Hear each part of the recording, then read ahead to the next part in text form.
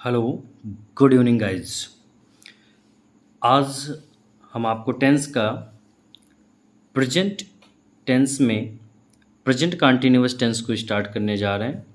तो सबसे पहले हम प्रेजेंट कंटिन्यूअस टेंस का इंट्रोडक्शन देंगे, उसके बाद आपको उसके डिफिनीशन देंगे। देखिए, प्रेजेंट कंटिन्यूअस टेंस का मतलब होता है अपूर्ण वर्तमान काल। अपूर्ण वर्तमान काल का मतलब अभी कार्य आपका कैसा है, पूरा नहीं हुआ है, यानी कि आपका प्रोग्रेस पे है। किस पर है? प्रोग्रेस पे है। तो ऐसे सेंटेंस आपके क्या कहलाते हैं? प्रेजेंट कंटिन्यूअस टेंस के वाक्य कहलाते हैं। देखिए, प्रेजेंट कंटिन्यूअस टेंस, कंटिन्यूअस का मतलब ही क्या होता है कि कार्य आपका कैसा है, जारी है। तो जहाँ पे कार्य जारी होने का बोध कराए तो आप ये समझ लीजिएगा कि वह कंटिन्यूअस टेंस है। कैसा है? कंटिन्यूअस टेंस है। हाँ, ये अब देखना है कि प्रेजेंट कंटिन्यूअस टेंस कैसा है। तो प्रेजेंट कंटिन्यूअस टेंस जो होता है, नाउ एट दिस मोमेंट, यानी कि एग्जैक्ट अपना इस समय की बात जब होता है प्रेजेंट, तो वह आपका क्या होता है? प्रेजेंट कंटिन्यूअस टेंस कहलाता है। तो सबसे पहले गाइस हम आपको प्रेजेंट कंटिन्यूअस टेंस की डिफिनीशन बता देते हैं। चलिए, टू शो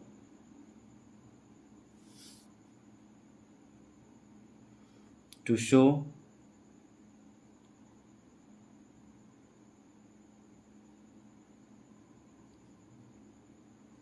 थोड़ा सा धुंधला आ रहा है, इसके लिए आप लोगों को थोड़ा सा मुझे खेद है। To show an action is going on at the time of speaking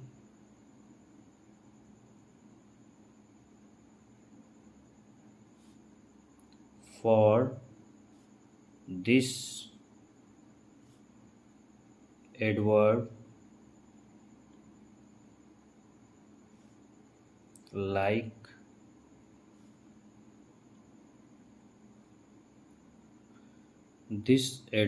like now, at this moment,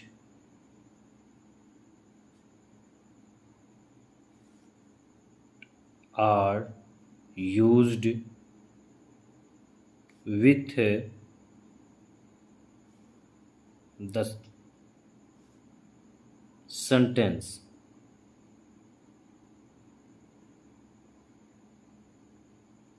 देखिए, अब इसमें एक चीज़ आपको ध्यान देना है। क्या कह रहा है? कह रहा है to show an action is going on at the time. यहाँ पे देखिए क्या कह रहा है, going on at the time. ये आपका देखिए इम्पोर्टेंट है। ऑफ स्पीकिंग, यानी कि जिस समय वाक्य को क्या किया जा रहा है, बोला जा रहा है। For this adverb like now, at this moment, यह आपका क्या होता है? आपका प्रेजेंट कंटिन्यूअस टेंस कहलाता है। हम आपको इसको बहुत सरल भाषा हिंदी में भी समझा दे रहे हैं, यानी कि कोई क्रिया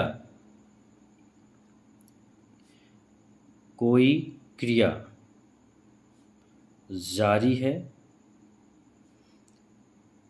देखिए, इसका मतलब ये नहीं है, इसका मतलब ये है कि now at this moment an action, यानी कि जो एक्शन हो रहा है अब के समय में, वह प्रेजेंट कंटिन्यूअस टेंस में होता है। मैं आपको दूसरे शब्दों में समझा रहा हूँ। जैसे कोई क्रिया जारी है, कोई क्रिया क्या है? जारी है। यह अर्थ व्यक्त करने के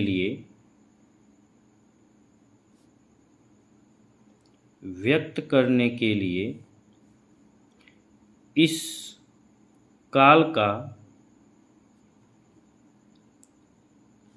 प्रयोग होता है। यानी कि जब कभी भी आपका कार्य जारी हो, कैसा हो, आपका कार्य जारी हो, लेकिन कब जारी हो, N action is going on at the time of speaking, बोलते वक्त जब आपका कार्य कैसा हो, जारी हो, तब वह सेंटेंस प्रेजेंट कंटीन्यूअस टेंस का कहलाता है। ठीक है, आपको सबसे ज़्यादा इस पे ध्यान देना है कि आपका जो वर्क हो रहा है, जो काम हो रहा है, वह जारी है कि नहीं, यानी कि आपका कार्य चलता रहे, तो वह सेंटेंस आपका प्रेजेंट कंटीन्यूअस टेंस का होता है। देखिए, प्रेजेंट कंटीन्यूअस टेंस में आपको हमने बताया था कि सभी टेंस में चार चार प्रकार के क्या होते हैं, सेंटेंस होते हैं। जैसे अफर्मेटिव होता है, एक निगेटिव होता है, एक इंट्रोगेटिव होता है, एक इंट्रोगेटिव निगेटिव होता है। तो हम इसको एक एक करके आपको पहले इसका सब कुछ समझा देते हैं, फिर एक साथ एग्जाम्पल देखेंगे और ये भी पहचानेंगे कि वह कौन सा टेंस है। इसलिए एग्जाम्पल को हम एक साथ कराएंगे ताकि आपको समझाएंगे कि वह टेंस है क्या।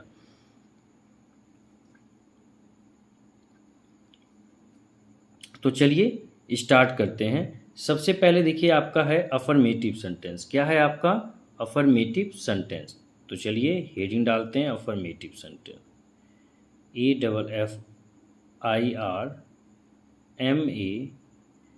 AFFIRMATIVE, affirmative sentence, SENTENCE, affirmative sentence. देखिए अफर्मेटिव सेंटेंस का स्ट्रक्चर, सबसे पहले आपको क्या यूज करना है, सब्जेक्ट यूज करना है। सब्जेक्ट के बाद आपको एम, फिर इज, फिर आपका क्या आएगा, आर आएगा। यानी कि सब्जेक्ट के बाद आपका क्या आएगा, एम इज आर आएगा, प्लस उसके बाद आपका वर्ब में आईएनजी फॉर्म आएगा। ठीक है, उसके बाद आपका जो भी हो। ठीक, ये तो हुआ आपका अफर्मेटिव सेंटेंस। इसके बाद हम यूज करेंगे निगेटिव सेंटेंस। क्या यूज करेंगे, निगेटिव सेंटेंस।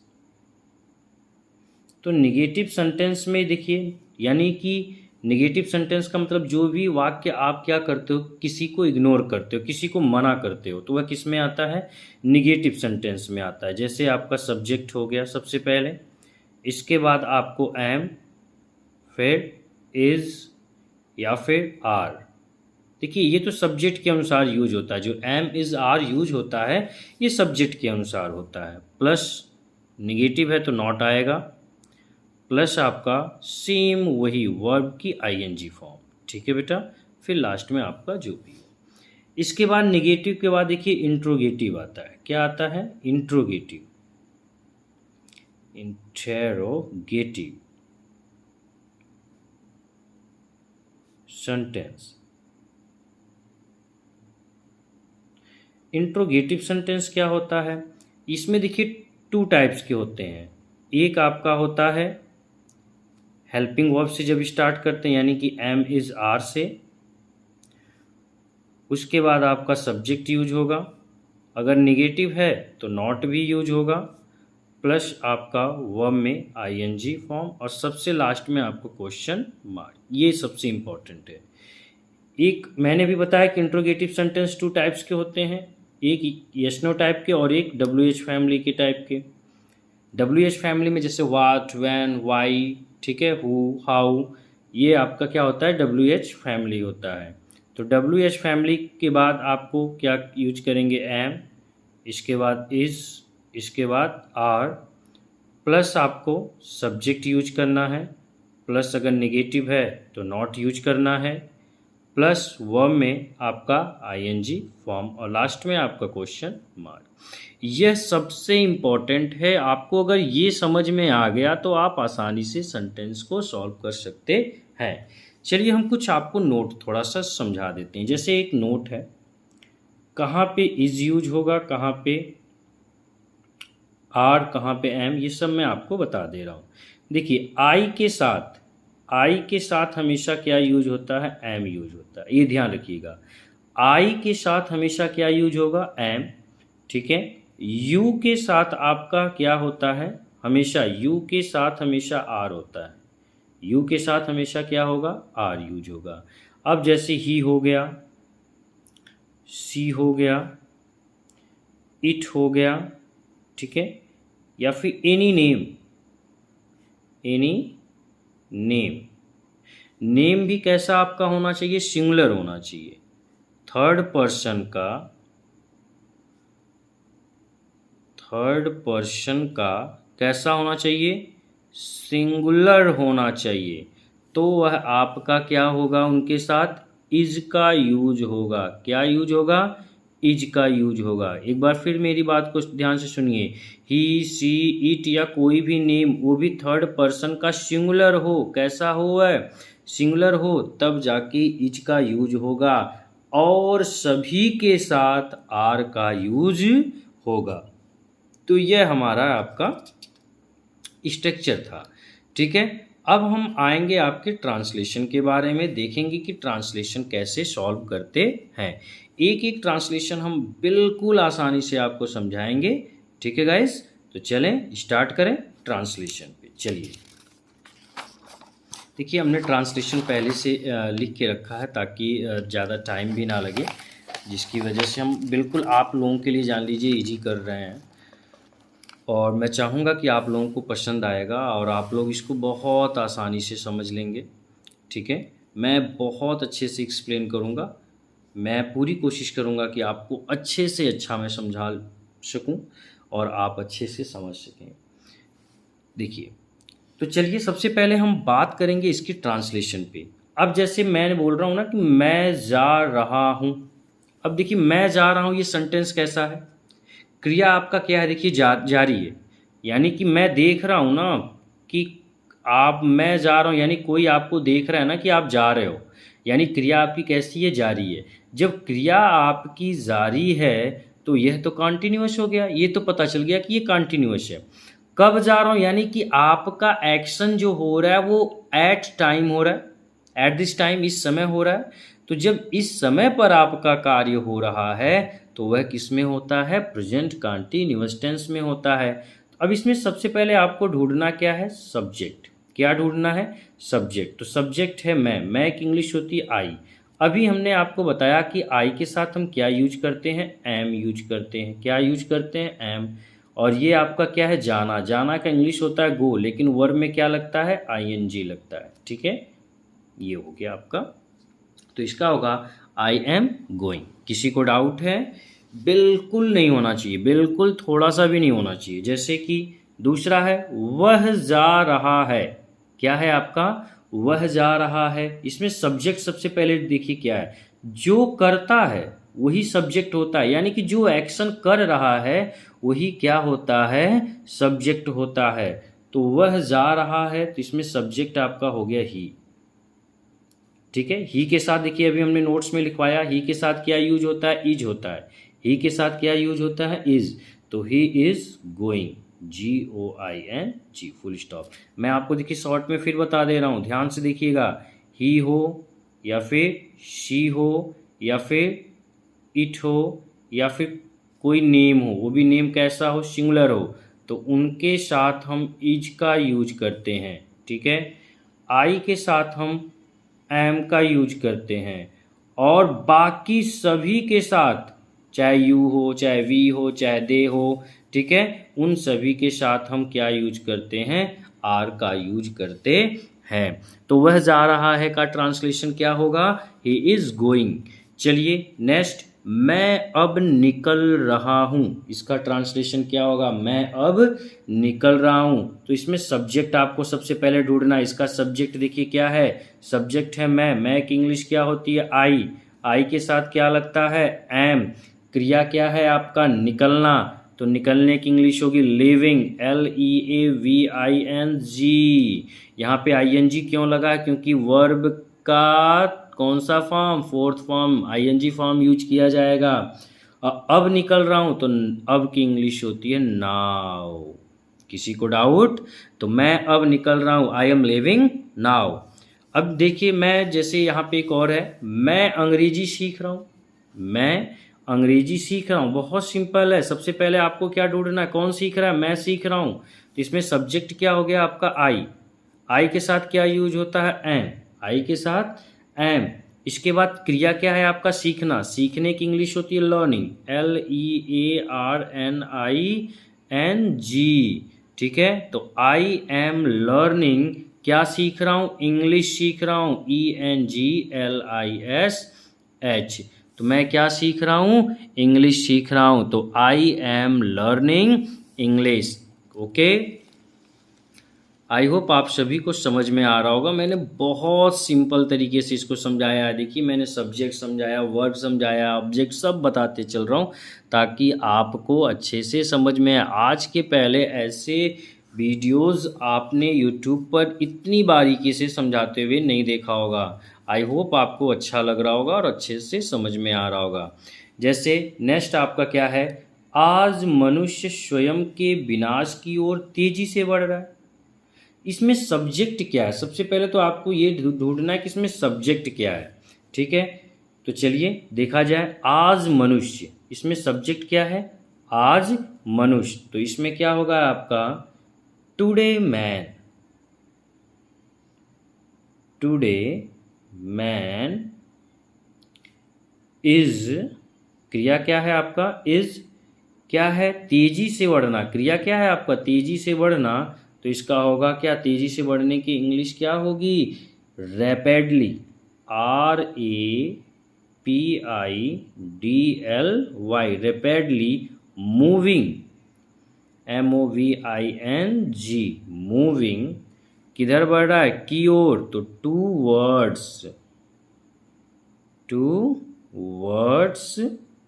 हिज ओन, किधर बढ़ रहा है, डिस्ट्रक्शन, विनाश की ओर बढ़ रहा है, तो DESTRUCTION, यानी आज मनुष्य स्वयं के विनाश की ओर तेजी से बढ़ रहा है, तो today man is rapidly moving towards his own destruction.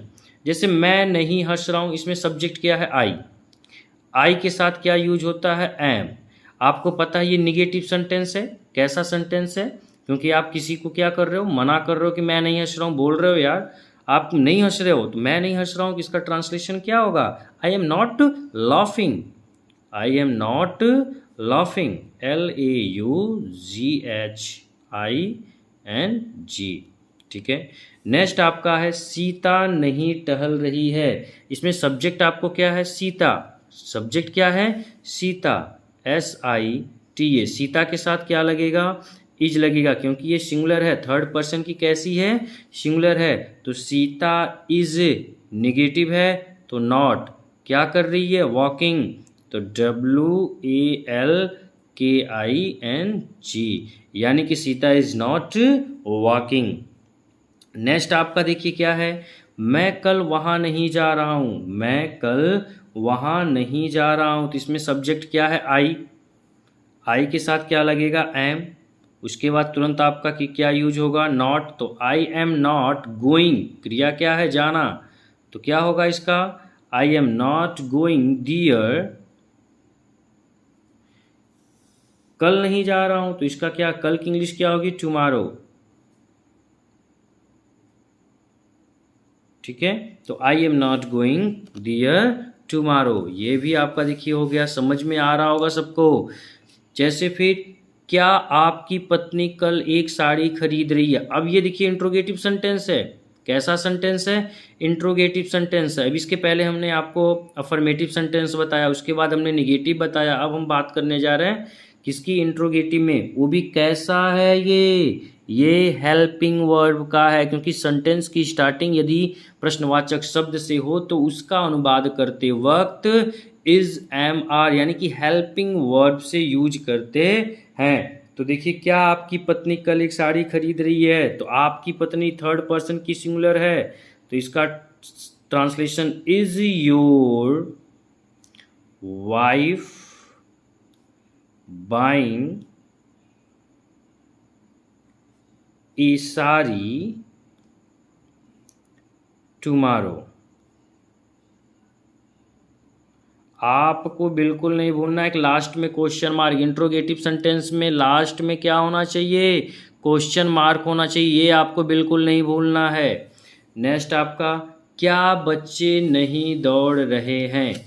क्या बच्चे नहीं दौड़ रहे हैं? अब देखिए क्या फिर स्टार्टिंग आया तो क्या बच्चे नहीं दौड़ रहे हैं, तो इसका ट्रांसलेशन क्या होगा? बच्चे हैं, कई सारे हैं, तो क्या होगा?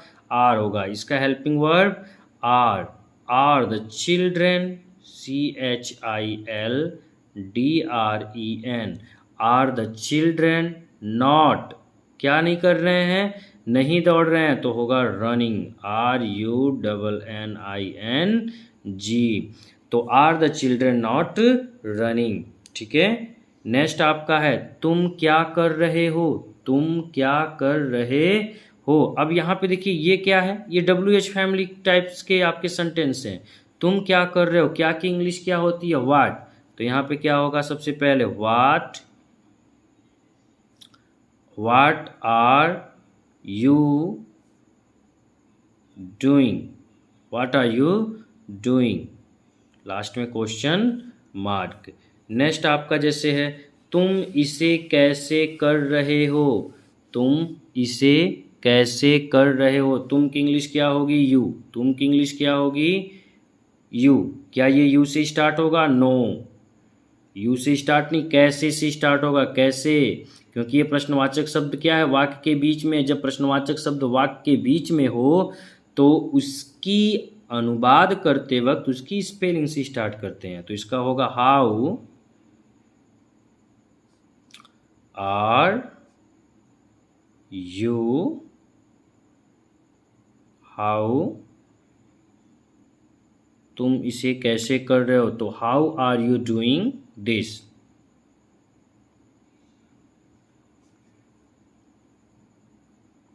Question mark. नेक्स्ट जैसे है वे लोग तुम्हारी मदद क्यों नहीं कर रहे हैं?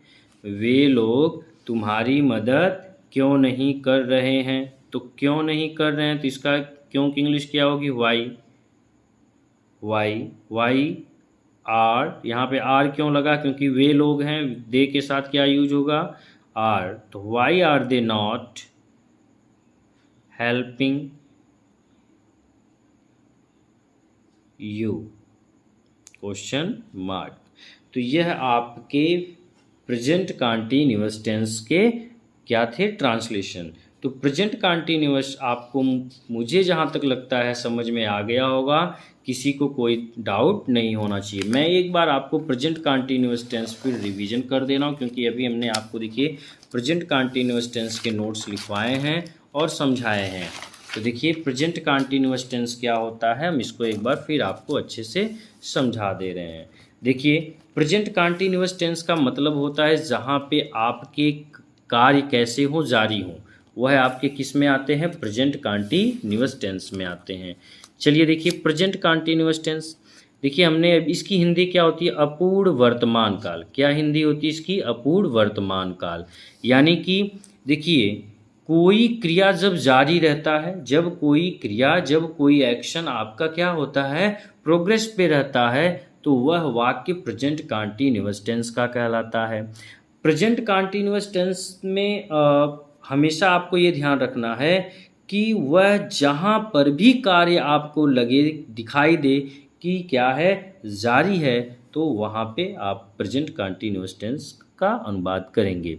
देखिए हमने अफर्मेटिव के स्ट्रक्चर आपको समझाएं कि अफर्मेटिव में क्या होता है। सबसे पहले अफर्मेटिव सेंटेंस में सब्जेक्ट एम इज आर, इसके बाद हेल्पिंग वर्ब। नेगेटिव है तो सब्जेक्ट फिर प्लस एम इज आर, फिर उसके बाद आप नॉट का यूज करेंगे, फिर वर्ब की फोर्थ फॉर्म यानी कि ING फॉर्म यूज करेंगे। इंट्रोगेटिव सेंटेंस हमने बताया था there are 2 types of interrogative sentence. एक आपका यशनो टाइप का होता है, एक आपका WH फैमिली टाइप्स का होता है। जो इंट्रोगेटिव सेंटेंस में हेल्पिंग वर्ब यशनो टाइप का होता है उसको हम हेल्पिंग वर्ब यानी कि एम इज आर से स्टार्ट करते हैं। जो WH फैमिली टाइप्स का होता है उसको हम प्रश्नवाचक शब्द से करते हैं, जैसे वाई हो गया, वाट हो गया, वैन हो गया, हाउ हो गया। ठीक है, ऐसे करते हैं।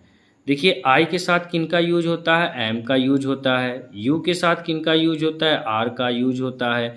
ही सीट he she it any name, वो भी कैसा हो, नेम कैसा हो, थर्ड पर्सन का सिंगुलर हो तो उनके साथ इज, और बाकी सभी के साथ आर का यूज होता है। तो यह आपका है प्रेजेंट कंटीन्यूअस टेंस। तो प्रेजेंट कंटीन्यूअस टेंस आपको अच्छे से समझ में आ गया होगा। हमने देखिए इसका अभी लास्ट वीडियो जो बनाया था वो प्रेजेंट इंडेफिनिट टेंस के बारे में बताया था। आज का जो हमारा वीडियो है वो प्रेजेंट कंटीन्यूअस टेंस पे है। कल का जो मेरा टॉपिक होगा वह प्रेजेंट परफेक्ट टेंस का होगा। कैसा होगा? प्रेजेंट परफेक्ट टेंस का। एक चीज़ और गाइज हम आपको बताना चाहेंगे कि जहाँ पे भी आपको एम इज आर दिखे, क्या दिखे?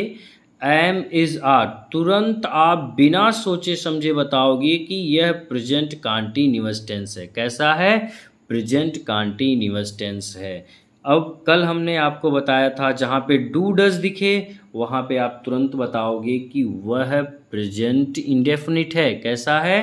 प्रेजेंट इंडेफिनिट है। और जहाँ पे एम इज आर दिखे वहाँ पे आप क्या बताओगे कि यह कैसा है? प्रेजेंट कंटीन्यूअस टेंस है। तो आई होप आपको ट्रांसलेशन प्रेजेंट कंटीन्यूअस टेंस का समझ में आ गया होगा। ठीक है, अब आगे के लिए कल मिलते हैं। धन्यवाद गाइज।